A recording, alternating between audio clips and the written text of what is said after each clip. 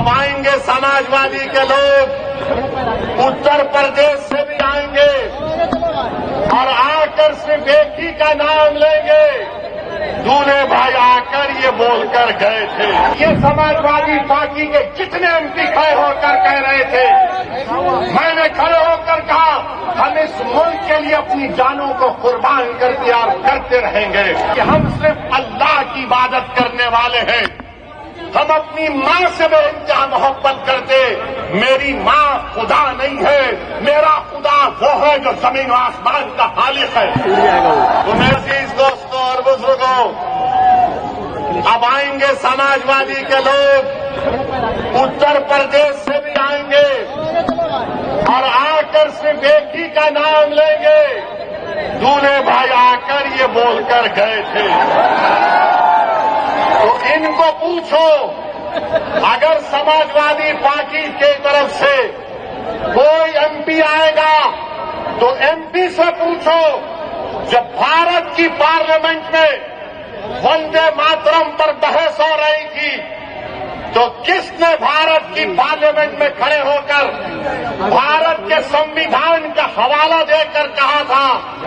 میں نے کہا تھا کہ بھارت کا جو آئین ہے، پریامبل ہے، وہ شروع ہوتا وی دا پیپل کے نام سے، بھارت ماتا کے نام سے شروع نہیں ہوتا۔ وہ کس نے بھارت کی پارلیمنٹ میں کھڑے ہو کر کہا تھا کہ بھارت کا جو سمویدھان کا آئین کا پریامبل ہے وہ کیا کہتا ہے؟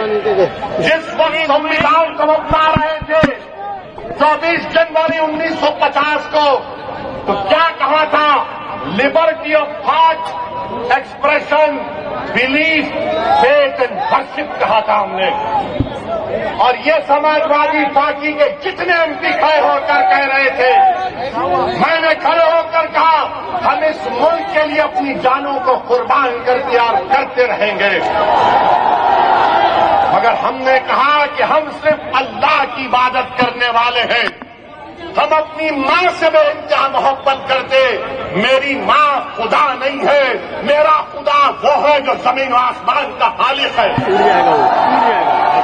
میری بات کا یقین مت کرو، اٹھا کر سن لو یوٹیوب پر جتنے سماجوادی پارٹی کے ایم پی تقریر کیے۔ میں نے کہا تھا ایاک نعبد و ایاک نستعین۔ تم نے کیا کہا تھا بتاؤ؟